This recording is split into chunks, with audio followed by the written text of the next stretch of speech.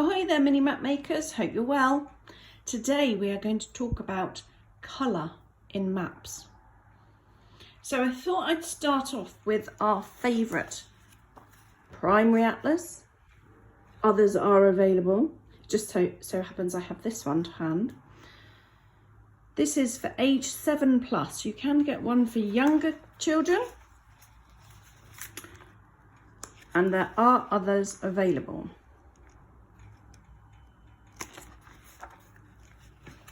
So what we've got here is the whole world on one page. We were talking about scale,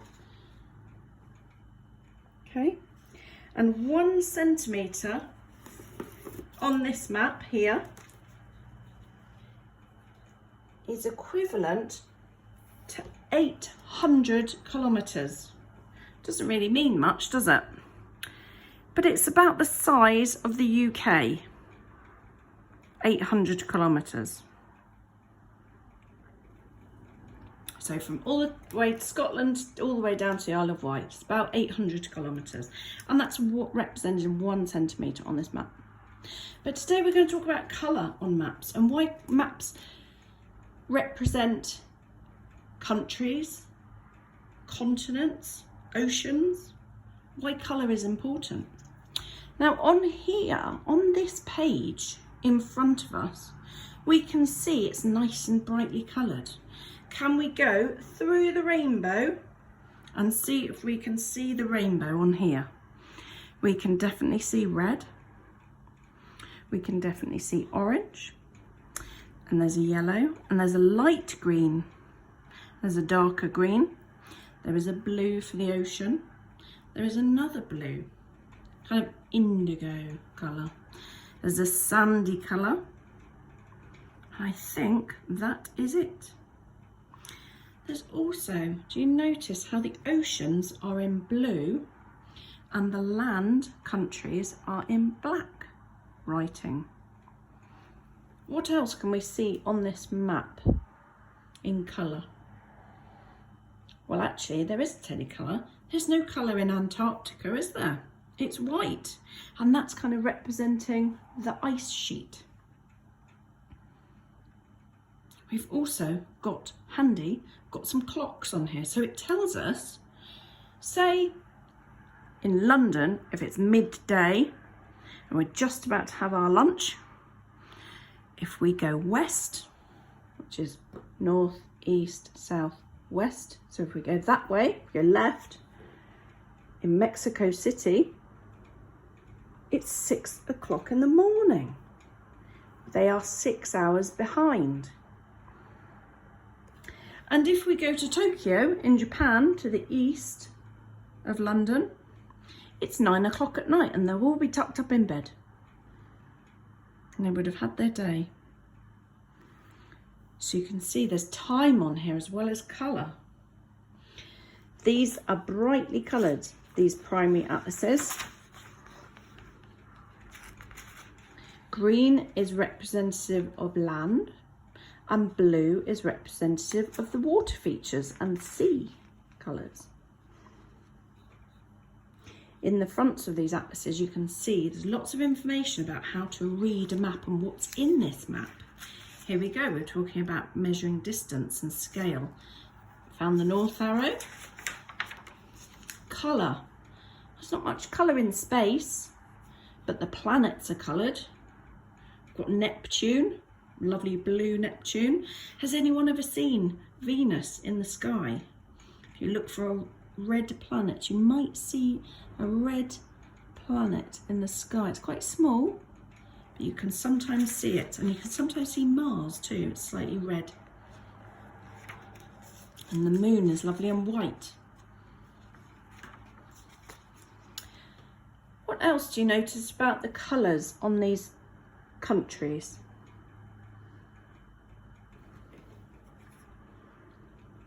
We've gone through the rainbow. There are quite a few colours and there are quite a few countries as well. However, not one colour is touching the same colour, okay? It's next to the same colour.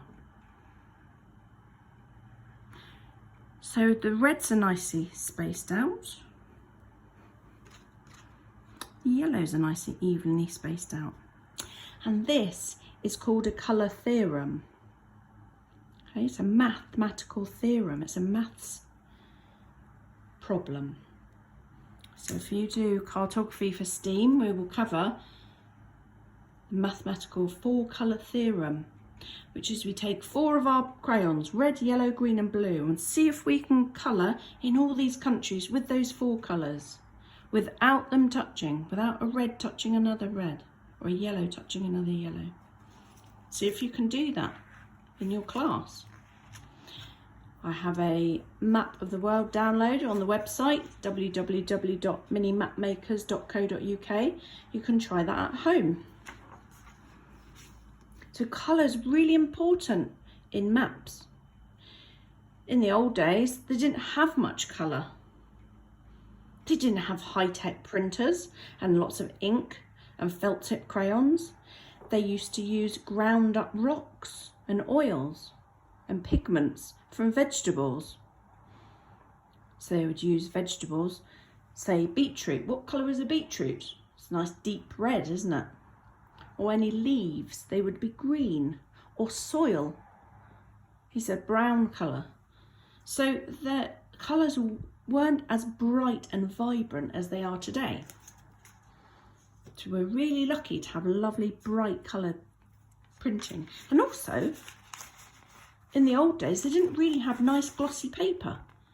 They used to use animal skins or very, very basic paper that was always brown. It was a naturally brown colour. So today we're really used to white paper.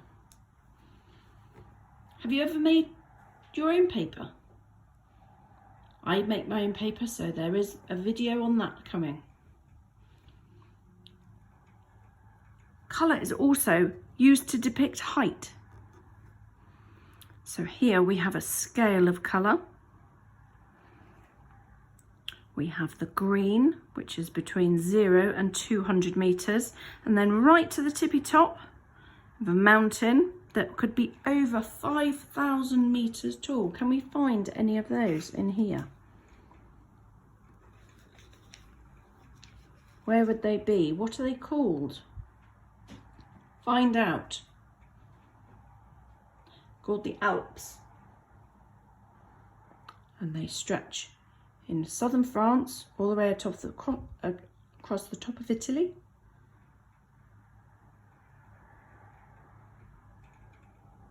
And some of those, it's the highest one there.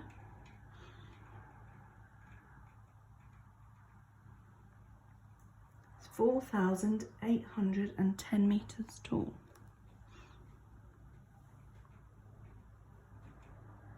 And it's called Mont Blanc. It's one of the tallest mountains there. Got some highland up here as well. Haven't got much highland in the UK. We've got a little bit in Scotland. If anyone's ever been to Ben Nevis and the Cairngorms, beautiful part of the country. If anyone's ever been to Spain and the mountains in the Sierra Nevadas, beautiful down here in the south. And the Pyrenees. So these mountains were produced when Africa, millions of years ago, moved northwards into Europe. So you might be learning that about in plate tectonics. So this is how colour is representative of height. We can also see it in bathymetry, which is the ocean floor, how deep the ocean floor is. So in some of these pages, so this is a satellite image, and you can see vegetation. You can see the desert, you can see the green spaces. There's our space again.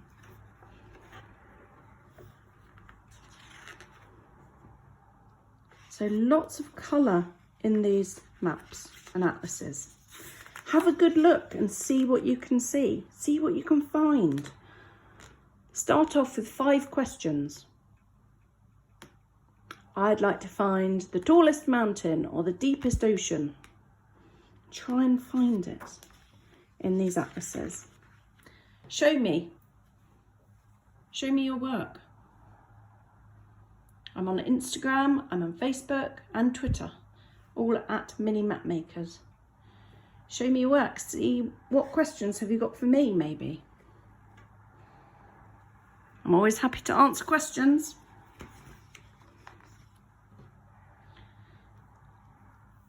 Lots and lots of information in these atlases.